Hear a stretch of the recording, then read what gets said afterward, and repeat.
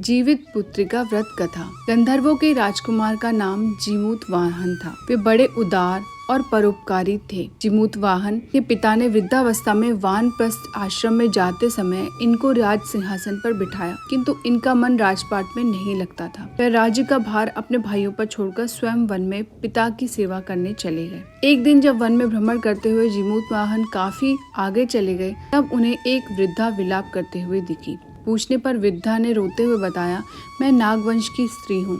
मुझे एक ही पुत्र है। पक्षीराज गरुड़ के कोप से मुक्ति दिलाने के लिए नागों ने यह व्यवस्था की है कि वे गरुड़ को प्रतिदिन भक्षण हेतु एक युवा नाग सौंपते हैं। आज मेरे पुत्र शंखचूड़ की बलि का दिन है। आज मेरे पुत्र के जीवन पर संकट है और थोड़ी देर बाद ही मैं पुत्र विहीन हो जाऊंगी। एक स्त्री के लिए इससे बड़ा दुख क्या होगा कि उसके जीते जी उसका पुत्र न रहे। जीमूतवाहन को यह सुनकर बहुत बड़ा दुख हुआ।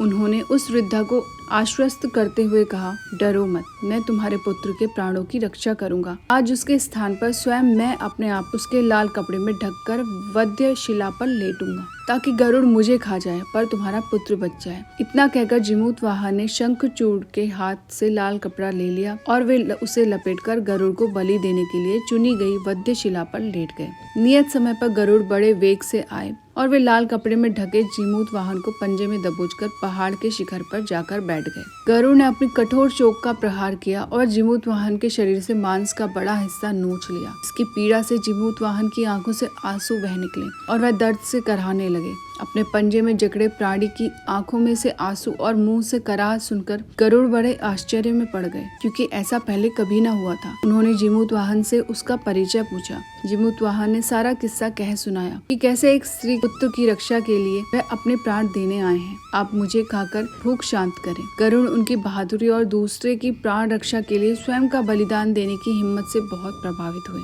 उन्हें स्वयं पर पछतावा होने लगा। वह सोचने लगे कि एक यह मनुष्य है जो दूसरे के पुत्र की रक्षा के लिए स्वयं की बलि दे रहा है, और एक मैं हूँ जो देवों के संरक्षण में हूँ किंतु दूसरों की संतान की बलि ले रहा हूँ। उन्होंने जीमूतवाहन को मुक्त कर दिया। गरुड़ ने कहा, हे उत्तम मनुष्य, मैं तुम्हारी भावना और त्याग से बहुत प्रसन्न हूँ। मैंने तुम्हारे शरीर पर जो घाव किए हैं उसे ठीक कर देता हूँ। तुम अपनी प्रसन्नता के लिए मुझसे कोई वरदान मांग लो। राजा जीमूतवाहन ने कहा कि हे पक्षीराज, आप तो सर्व समर्थ हैं।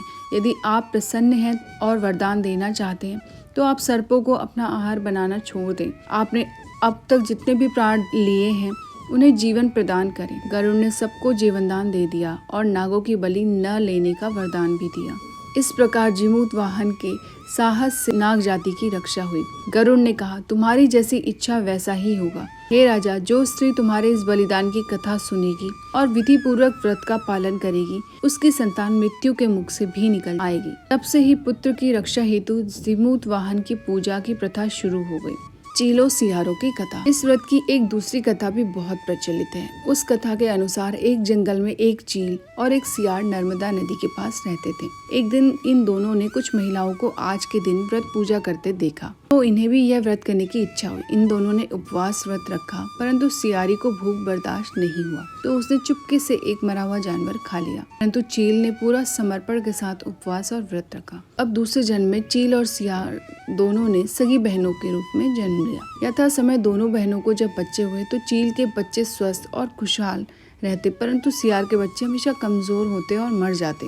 इससे सियारों को बहुत क्रोध और जलन होती थी। उसने कई बार चील के बच्चों को मारने की कोशिश की, पर हर बार असफल रहती और उसका प्रयास शुभ परिणाम में बदल जाता। एक बार उसने चील के बच्चों को मटकी में जहरीला सांप भरकर भेजा, लेकिन जब बच्चों ने उसे खोला तो फूलों का हार निकल आया। फिर दूसरी बार उसने एक झपोलों में हड्डा भरकर भेजा, तो बच्चों ने जैसे ही उस झपोल को खोला तो सारे हड्डे बूंदी बन गए। अब चील ने उसे पिछले जन्म की बात बताई कि कैसे उसने व्रत के दिन छुपकर मारा हुआ जानवर खाया था, जिसके पाप स्वरूप इस जन्म में उसके बच्चे जीवित नहीं रह रहे। तब उस दिन से सियारों भी व्रत करने लगे, तो उसे भी संतान सुख प्राप्त हुआ। तब से जीमूतवाहन देव की पूजा और व्रत किया जाने लगा।